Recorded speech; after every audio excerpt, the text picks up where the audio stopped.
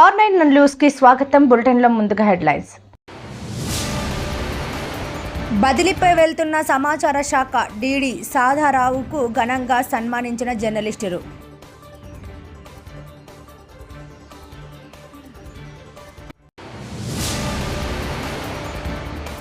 Podalakuru RTC బస్టాండ్ను అభివృద్ధి చేస్తాం. సన్నపురెడ్డి సురేష్ రెడ్డి వెల్లడి.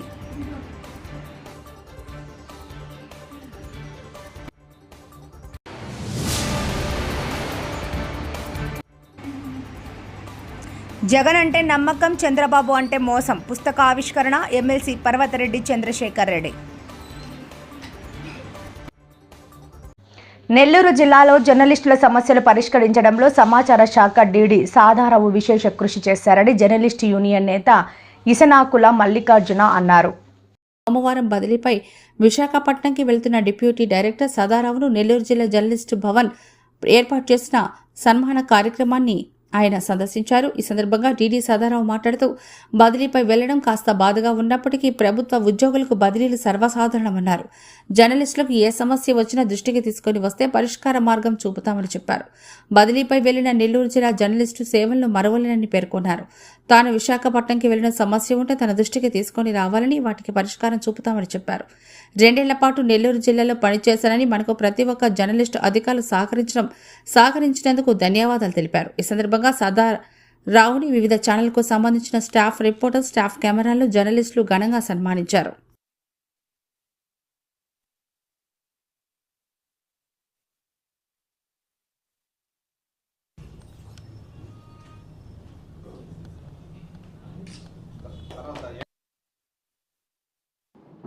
వేదిక అలంకరించిన పెద్దలకు, నాతోటి రిపోర్టర్లకు అందరికీ నమస్కారం.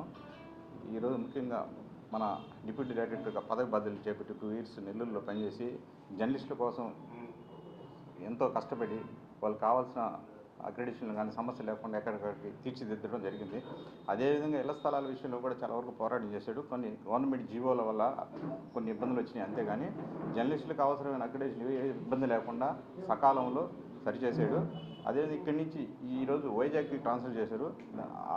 ఆ కోణంలో భాగంగా మన డిప్యూటీ డైరెక్టర్ అయిన సదారావు గారికి ఈరోజు సన్మానం, జర్నలిస్టుల తప్ప చిరు సన్మానం చేయడం జరుగుతుంది. అదేవిధంగా మన జర్నలిస్టుల కోసం ఎవరికి కూడా ఎక్కడ కూడా అక్రెడిషన్ లేదు అని సమస్య వచ్చిన వెంటనే పాపం వెంటనే స్పందించి వాళ్ళ సమస్యను వెంటనే సాల్వ్ చేశాడు.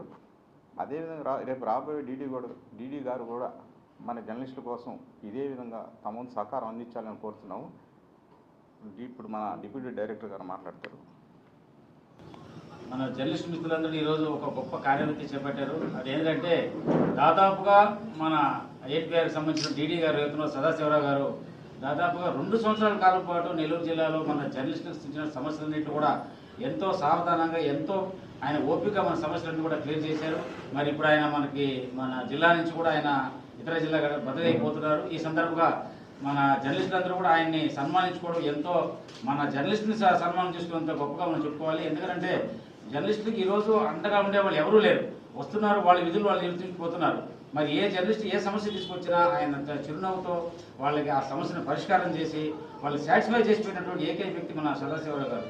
ఎంతోమంది మన డీడీలు చూసాం ఇక్కడ, కానీ ఎవరు కూడా ఇంత ప్రశాంతంగా జర్నలిస్ట్ సమస్యలు పరిష్కారం చేసిన దిశగా ఎవరు కూడా లేరనేది నా వ్యక్తిగత అభిప్రాయం. మరి ఇప్పుడు ఆయన మన జిల్లా నుంచి వెళ్ళిపోతున్నందుకు మనకందరికీ బాధ ఉన్నప్పుడు కూడా ఆయన విధి నిర్వహణ అది తప్పదు ఆయనకి.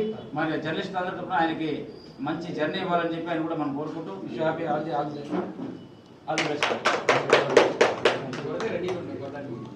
ఉన్న అవినీతి అక్రమాలను బయటకు తీసి సమాజాన్ని ఉద్ధరించే పనిలో జర్నలిస్టు మిత్రులకు నా నమస్కారాలు తెలియజేస్తూ ఉన్నాను. మరి నేను గత 2023 ఏప్రిల్ 10వ తేదీన ఇక్కడ డిప్యూటీ డైరెక్టర్గా ఛార్జీ తీసుకున్నాను. మరి 2 సంవత్సరాలు 1 నెల పూర్తయింది. మరి ఇప్పుడు నన్ను విశాఖపట్నానికి డిప్యూటీ డైరెక్టర్ డిఐపిఆర్ఓగా బదిలీ చేశారు. అక్కడ మరి కొంతకాలం పనిచేయవలసి ఉంటుంది. ముఖ్యంగా ఏంటంటే మరి ఇప్పుడు నేను సర్వీస్లోకి వచ్చి దాదాపు 35 years కంప్లీట్ అవుతుంది. ఈ 35 years దాదాపు ఒక 10 చోట్ల పనిచేశాను. ఈ 10 చోట్ల కూడా జర్నలిస్టులు నాకు మిత్రులు ఎక్కడున్నా సరే వాళ్ళందరూ నాతో ఫ్రెండ్లీగా ఉంటారు. సార్ మా జిల్లాకి రండి సార్, మా జిల్లాకి రండి సార్ అని అడుగుతూ ఉంటారు ఇప్పటికీ నన్ను. అదే నా ఉద్యోగ ధర్మం కాబట్టి నాకు ఎక్కడ ట్రాన్స్ఫర్ చేస్తే అక్కడికి వెళ్తాను. నేను ఎప్పుడు ఎవరి దగ్గరికి రికమెండేషన్లకు కానీ వాటికి కానీ పోను. వెళ్లకుండా నా ఎక్కడ బదిలీ చేస్తే అక్కడికి వెళ్తాను. దీనికి ఉదాహరణ ఏంటంటే మా అబ్బాయి 10th క్లాస్ వరకు 5-6 చోట్ల చదివాడు. అంటే నా బదిలీలు అట్లా ఉండే ఈ ప్రహాసనంలో ఈ ఉద్యోగ బాధ్యతల్లో. మరి జర్నలిస్ట్ మిత్రులందరూ మరి మిమ్మల్ని వీడి ఇక్కడ నుంచి మరి వెళ్ళిపోవడం కూడా నాకు బాధగానే ఉంది. అందరూ నాకు 2 సంవత్సరాలు ఎంతో సపోర్ట్ చేశారు. అందరూ చిన్న పెద్ద మొత్తం అందరూ విలేకరులు అందరూ ఎవరో ఒకరిద్దరికి అసంతృప్తి ఉంటే ఉండొచ్చు, కానీ అందరికీ న్యాయం చేయలేము. అందరికీ దాదాపు నాకు తెలిసినంత వరకు అందరికీ న్యాయంగా చేశాను. లిబరల్గా అందరికీ ఈ న్యూస్ పేపర్లలో కానీ లేదా డెకరేషన్ ఇవ్వడంలో కానీ జర్నలిస్ట్ హౌస్ సైట్ల విషయంలో కానీ అన్నీ కూడా లిబరల్గానే ప్రవర్తించాను. అందరు పెద్దలు నాకు కలెక్టర్ గారు కూడా మా ఆఫీస్కి ఎంతో సహకారం అందించారు. హరినారాయణ గారు కానీ ఈ ఆనంద్ గారు కానీ ఇద్దరు కూడా మాకు నేను ఉద్యోగం చేయడానికి ఎంతో సహకారం అందించారు వాళ్ళు. హరినారాయణ గారు అయితే మాకు చాలా హెల్ప్ చేశారు. హరినారాయణ గారు మాకు ఎలక్షన్ అయిపోయిన వెంటనే మాకు ఒక కంప్యూటరు, తర్వాత అన్ని అవసరమైన అన్నీ ఇచ్చారు. ఇన్వర్టర్లు, తర్వాత కెమెరాలు, వీడియో కెమెరా, స్టిల్ కెమెరా, ఇన్ని కెమెరాలు ఇచ్చారు. తర్వాత మాకు వెహికల్ లేదంటే వెహికల్ ఇచ్చారు. అన్నీ మాకు ఎంతో సహాయం చేశారు. అలాగే ఆనంద్ గారిని కూడా నేను అడిగాను, సార్ మా ఆఫీస్ పడిపోతుంది సార్, కొంచెం మీరు ఏదైనా సహాయం చేయండి అంటే వెంటనే ఆయన R&B SCకి రాసి 6 లక్షలు శాంక్షన్ చేసి మా ఆఫీస్ బిల్డింగ్ రిపేర్ చేయించారు. మరి ఆఫీస్ని కూడా చక్కదిద్దాను. నేను ఎంత అస్తవ్యస్తంగా ఉన్న ఆఫీస్ని చక్కదిద్ది ఇక్కడ నుంచి మరి నేను ఆఫీస్ని కూడా కరెక్ట్గా పెట్టి వెళ్తున్నా. అక్కడ కూడా ఏదైనా సమస్యలు ఉంటే అక్కడ కూడా నేను పరిష్కారం చేయడానికి కృషి చేస్తాను. జర్నలిస్ట్ మిత్రులందరితో కూడా ఫ్రెండ్లీగానే ఉంటాను. వాళ్ళకి ఏది సమస్య ఉన్నా, మీకు కూడా ఎప్పుడైనా ఏదైనా సమస్యలు ఉంటే వెంటనే నాకు ఫోన్ చేయొచ్చు. ఏదైనా సమస్య మీకు ఏదైనా డౌట్లు ఉంటే నాకు చేస్తే నేను దాన్ని క్లారిఫై చేస్తాను. మరి నన్ను ఇక్కడ పిలిచినందుకు మీ అందరికి కూడా ధన్యవాదాలు తెలియజేస్తూ సెలవు తీసుకుంటాను. నెల్లూరు వైఎస్ఆర్ కాంగ్రెస్ పార్టీ నగర నియోజకవర్గం కార్యాలయంలో నగర నియోజకవర్గ నాయకులతో కలిసి ఎమ్మెల్సీ పర్వతరెడ్డి చంద్రశేఖర్ రెడ్డి జగన్ అంటే నమ్మకం, చంద్రబాబు అంటే మోసం పుస్తకావిష్కరణ కార్యక్రమం నిర్వహించారు. ఈ సందర్భంగా ఎమ్మెల్సీ పర్వతరెడ్డి చంద్రశేఖర్ రెడ్డి పుస్తకాన్ని ఆవిష్కరించి కూటమి ప్రభుత్వం అబద్ధపు హామీలు గుప్పించి ప్రజలను ఏ విధంగా మోసం చేసిందో, అలాగే వైఎస్ఆర్సీపీ నేతలపై చేస్తున్న దాడులను పుస్తకంలో వివరించి ప్రజలకు తెలిపారు. ఈ సందర్భంగా ఎమ్మెల్సీ పర్వతరెడ్డి చంద్రశేఖర్ రెడ్డి మాట్లాడుతూ, ఈరోజు నెల్లూరు నగర నియోజకవర్గంలో కూటమి ప్రభుత్వం వచ్చి ఏడాది గడుస్తున్నప్పటికీ ప్రజలు పడుతున్న ఇబ్బందులను, అలాగే కూటమి ప్రభుత్వ వైఎస్ఆర్సీపీ నేతలపై చేస్తున్న ఆకృత్యాలను ప్రజలకు తెలియజేసేందుకు జగన్ అంటే నమ్మకం, చంద్రబాబు అంటే మోసం పుస్తకావిష్కరణ కార్యక్రమం నిర్వహించామని చెప్పారు. ఈ కార్యక్రమంలో వైఎస్ఆర్ కాంగ్రెస్ పార్టీ నాయకులు, కార్యకర్తలు పెద్ద సంఖ్యలో పాల్గొన్నారు.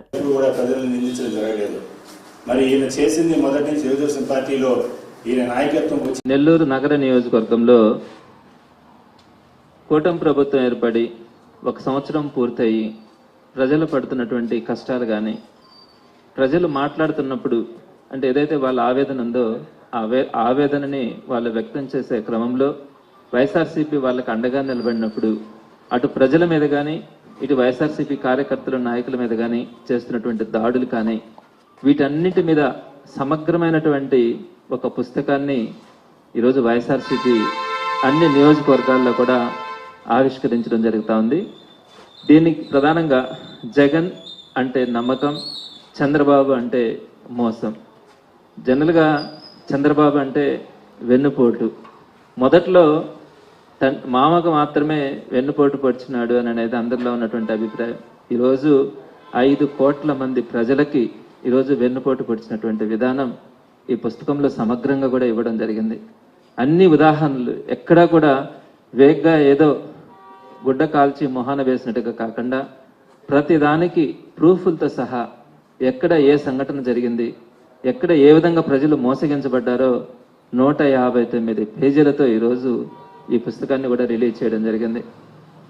జగన్మోహన్ రెడ్డి గారు 2019లో అధికారంలోకి వచ్చినప్పుడు, ఆయన అధికారంలోకి రాగానే కోవిడ్ వచ్చినప్పటికి కూడా, కోవిడ్లో ప్రపంచమంతా కూడా ఇబ్బంది పడుతున్న రోజుల్లో కూడా జగన్మోహన్ రెడ్డి గారు ఎక్కడ కూడా చెప్పిన మాటని తప్పకుండా ప్రతి కార్యక్రమాన్ని కూడా ఏదైతే ఇచ్చినటువంటి హామీ ప్రతి ఒక్క హామీని కూడా ఆయన అమలు చేసి ప్రజల మనసులో ఆయన గుండెల్లో కూడా చిరస్థాయిగా నిలబడడం జరిగింది.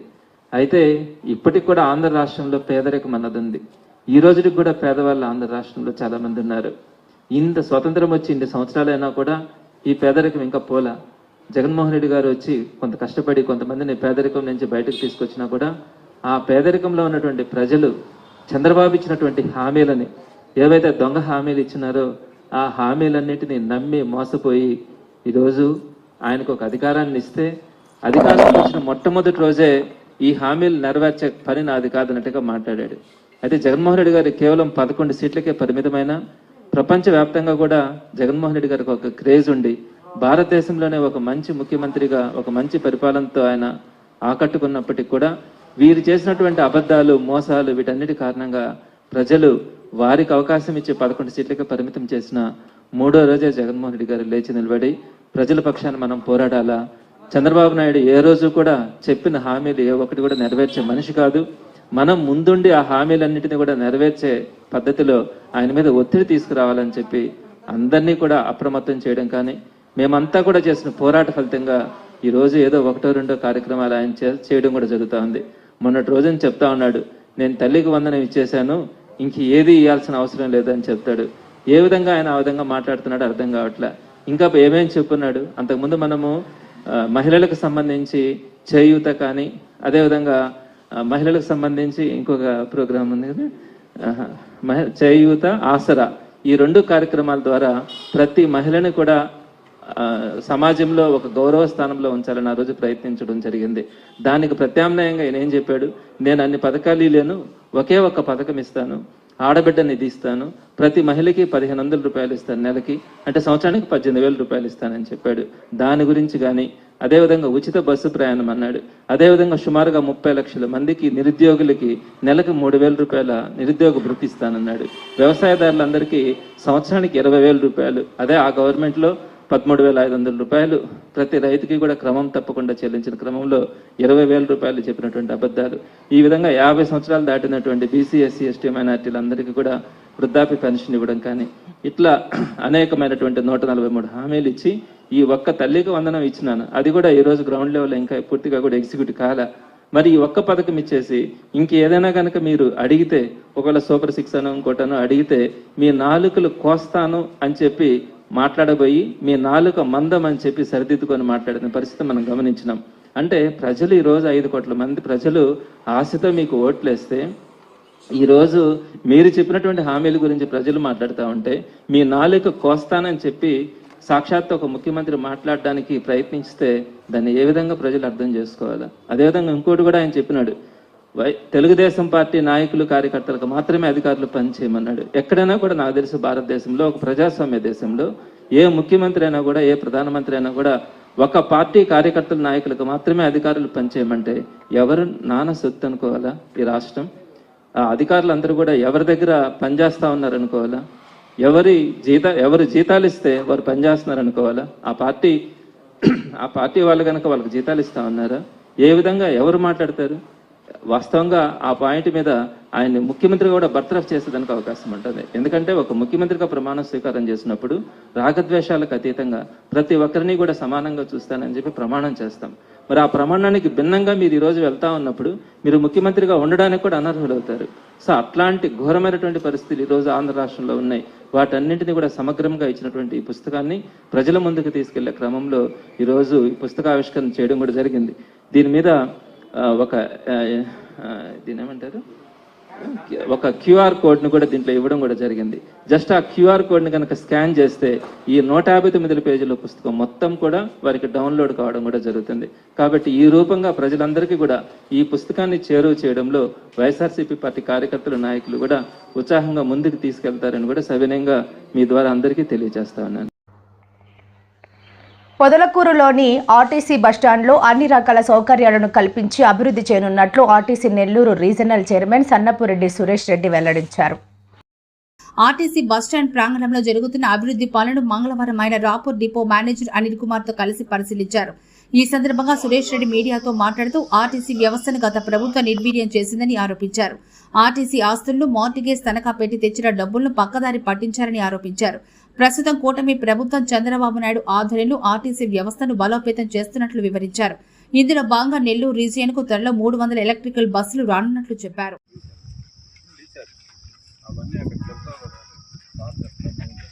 గత ప్రభుత్వం ఆర్టీసీ యొక్క వ్యవస్థని ప్రభుత్వంలో కలిపారు. అంతకుముందు ఆర్టీసీ స్వతంత్ర సంస్థగా స్వయం నిర్ణయాలు, స్వయం పరిపాలనా అధికారాలు పూర్తిగా ఉండేది.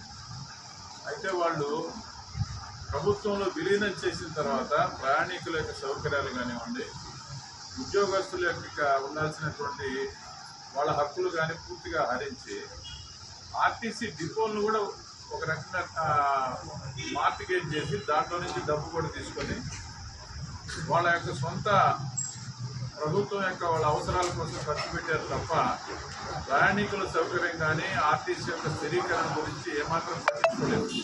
పైపెచ్చు రోడ్లు పూర్తిగా కూడా ధ్వంసం అయిపోయిన కారణం చేత ఆర్టీసీలో ఉన్నటువంటి డ్రైవర్లకు కానీ చాలామందికి ఆరోగ్య పరిస్థితులు దెబ్బతిన్నాయి. అదే రకంగా ఆర్టీసీ బస్సులు కూడా పూర్తిగా నాశనమయ్యాయి. ఈ పరిస్థితుల్లో నుంచి ఇప్పుడు మళ్ళా కూటమి ప్రభుత్వంలో ముఖ్యమంత్రి చంద్రబాబు నాయుడు గారు, మన ఉప ముఖ్యమంత్రి పవన్ కళ్యాణ్ గారి యొక్క ఆదేశాలతో మళ్ళా ఎక్కడెక్కడ డిపోల్లో కనీస సౌకర్యాలు మెరుగుపరచాలా, పాత బస్సుల స్థానంలో కొత్త బస్సులు కొనుగోలు చేయాలా, రీప్లేస్మెంట్ కానీ ఇవన్నీ వరుసగా వస్తూ ఉన్నాయి. అదే రకంగా ఆర్టీసీ కార్మికులు కూడా దూర ప్రాంతాలకు పోతున్న వాళ్ళకి 300 రూపాయలు వాళ్ళకి వచ్చేదన్నమాట. ఒక రకంగా చెప్పాలి, అవన్నీ కూడా క్యాన్సిల్ చేశారు. అవన్నీ తిరిగి పునరుద్ధరించారు. ఆర్టీసీలో ఉన్నప్పుడు కార్మికులకి ఏదైనా బాగలేకపోతే మొత్తం ఖర్చు ఆర్టీసీ పెట్టేది. ఇటీవల కాలంలో మిగతా డిపార్ట్మెంట్లతో ఆర్టీసీని మనం కంపేర్ చేయడానికి లేదు. ఎందుకంటే ఇది దూర ప్రాంతాల నుంచి కార్మికులు చాలా కష్టతరంగా పనిచేస్తుంటారు కాబట్టి వీళ్ళకి కిడ్నీ ప్రాబ్లమ్స్ కానీ, లేదా బ్యాక్ పెయిన్స్ కానీ, హార్ట్ ప్రాబ్లమ్స్ కానీ అనేక రకాల సమస్యలు వీళ్ళకు ఉన్నాయి. అందువల్ల వీళ్ళని ప్రత్యేకంగా చూడాల్సిన అవసరం ఉందని ఇప్పుడు బోర్డులో చెప్పిన మీదట ప్రభుత్వం కూడా సానుకూలంగా స్పందిస్తుంది. దానికోసంగా ఆర్టీసీకి ప్రత్యేకంగా కొన్ని నామ్స్ పెట్టి వీళ్ళకి కూడా వైద్య సహాయం కానీ, తర్వాత ఈ దూర ప్రాంతాలకు ప్రయాణం చేసినటువంటి వాళ్ళకి కావాల్సినటువంటి ఎక్స్పెన్సెస్ ఇవ్వడం కానీ ఇవన్నీ కూడా తీసుకొని వస్తున్నారు. స్వయంగా ముఖ్యమంత్రి వారానికి ఒకసారి ఒక 1 అవర్ ఆర్టీసీ యొక్క రేటింగ్ కోసం ఎక్కడెక్కడ ఏం జరుగుతుంది, ప్రయాణికులకి సౌకర్యాలు ఎట్టున్నాయో ఒక యాప్ క్రియేట్ చేసి ఆ యాప్ ద్వారా వారు ప్రతి ఎండీ దగ్గర నుంచి కింది స్థాయి డిఎం దాకా కూడా లైన్లో తీసుకొని ఎక్కడెక్కడ ఏం జరుగుతుందో చూస్తున్నారు. అందుకనే ఇటీవల మేమందరం కూడా ప్రయత్నం చేస్తున్నాం. ఒకప్పుడు పొదలకూరు బస్టాండ్ కూడా బాగుండేది. ప్రస్తుతం ఇటీవల కాలంలో పూర్తిగా కూడా అది మూతపడే పరిస్థితులు ఉన్నప్పుడు మన డిఎం గారు, మిగతా అధికారులు అందరూ కూడా మళ్ళీ దీన్ని చూసి మా ఇంజనీరింగ్ డిపార్ట్మెంట్ వాళ్ళు కూడా దీన్ని ఏ రకంగా చేస్తే బాగుంటుందని చెప్పేసి కొన్ని టెండర్స్ కూడా పెట్టారు. ఈ పెయింటింగ్ కానివ్వండి, లేకపోతే అక్కడ ఉన్నటువంటి ల్యాబొరేటరీస్ సౌకర్యం కానీ, ఈ యొక్క అన్ని రకాలైనటువంటి అలా మినిమం ఏదైతే ఉన్నాయో మంచినీటి సౌకర్యం కానీ ఇవన్నీ తొందరగానే కల్పిస్తారు. ఆ రకంగా ప్రయాణికులు కూడా ఈ బస్టాండ్ ద్వారా ఈ యొక్క ఆర్టీసీ సౌకర్యాలని వాళ్ళు తీసుకోవాల్సినటువంటి అవసరం ఉంది. ప్రజలు కూడా ఎంకరేజ్ చేయాలి. ఆ రకంగా చేసినట్లయితే పొదలకూరు బస్టాండ్ మళ్ళీ రూపురేఖలన్నీ కూడా మారిపోయి మంచి వ్యవస్థ. పాత రోజుల్లో 10 సంవత్సరాల క్రితం ఏ రకంగా అయితే పొదలకూరు నుంచి ఉదయాన్నే బస్సు కావాలని అడిగారు, అదే రకంగా పొదలకూరు నుంచి తిరుపతికి బస్సు కావాలని అడిగారు. అదే రకంగా మనకి అవకాశం ఉన్నంత వరకు కొత్త బస్సులు వేయడానికి కానీ తాటిపర్తి వాళ్ళు కూడా ఏదో అడిగారు బస్సు గురించి. అవన్నీ కూడా డిఎం గారు ఒక్కొక్కటి వెంటనే చేస్తారు. అదే రకంగా సీసీ రోడ్డు కూడా కావాలని మనం అడిగాం, అది కూడా ఎస్టిమేషన్ తయారు చేస్తారు. నైట్ హాల్ట్ ఇక్కడ ఒక మనిషి ఉండేదానికి మన ఆర్టీసీలోనే ఉండి లైటింగ్ కానీ ఫ్యాన్స్ కానీ అన్నీ కూడా త్వరలోనే వస్తాయి. ఆ రకంగా పొదలకూరు ప్రాంత ప్రజలు కూడా దీన్ని ఎంకరేజ్ చేయాలి. ప్రభుత్వం కూడా పూర్తి స్థాయిలో దీన్ని ఆర్టీసీ అధికారులతో మాట్లాడి దీనికి కావాల్సినటువంటి హంగులన్నీ ఏర్పాటు చేయడానికి కోసమే మేము ఇక్కడికి రావడం జరిగింది. ఇప్పుడు ఇవన్నీ జరుగుతాయి.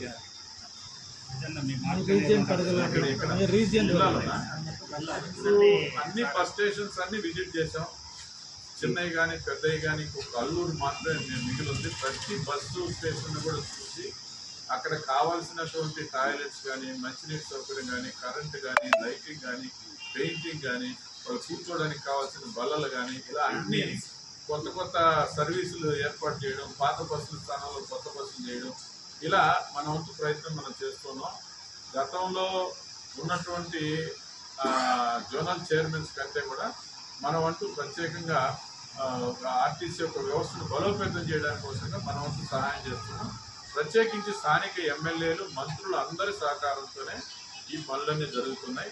అందువల్ల ప్రభుత్వంలో ఉన్నటువంటి అధికారులు, అదే రకంగా ఎమ్మెల్యేలు మంత్రులు అందరి యొక్క సహాయ సహకారాలతో ఆర్టీసీకి కావాల్సిన కొత్త సర్వీసులు తీసుకురావడం కానీ, ఈ యొక్క మరమ్మతులు చేసుకోవడం కానీ, వీళ్ళకి కావాల్సిన కనీస వసతులు మెరుగుపరచడం కానీ చేస్తూ ఉన్నాం. నెక్స్ట్ ఇంకొక నెల చిల్లర రోజుల్లోనే ఎలక్ట్రికల్ బస్సులు ముందు ఒక 700 బస్సులు వస్తాయి. మా రీజన్లో కూడా 300 బస్సులు కూడా వస్తాయి. దానికి నారాయణ గారు మేము అందరం కలిసి కృషి చేసాం. మంత్రి నారాయణ గారు కూడా ఈ మధ్యకాలంలో మేము ముఖ్యమంత్రి గారిని కలిసినప్పుడు కూడా వాటికి కావాల్సినటువంటిది ఏంటంటే మినిమం ఇన్ఫ్రాస్ట్రక్చర్ మళ్ళీ కావాలి ఎలక్ట్రికల్ బస్సుల కోసం. అంటే దాన్ని మళ్ళీ రీఛార్జ్ చేయడానికి దాని టెండర్స్ కూడా పెట్టారు. మన జిల్లాదే కొంచెం లేట్ అయింది, ఎందుకంటే ఎక్కువ ఎలక్ట్రిసిటీ డిపార్ట్మెంట్ వాళ్ళు 20 కోట్ల రూపాయలు పైగా అడిగారు. అట్లా కాకుండా కామన్గా ఉండేటువంటి తక్కువ ఖర్చు ఇవన్నీ మేము అడిగాం. ఆ రకంగా ఎలక్ట్రికల్ బస్సులు. వార్తలు ముగించే ముందు ముఖ్యాంశాలు మరోసారి. బదిలీపై వెళ్తున్న సమాచార శాఖ డీడీ సాధారావుకు ఘనంగా సన్మానించిన జర్నలిస్టులు.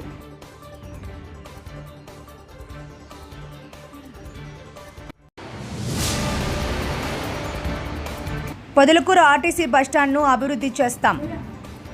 సన్నపురెడ్డి సురేష్ రెడ్డి వెల్లడి.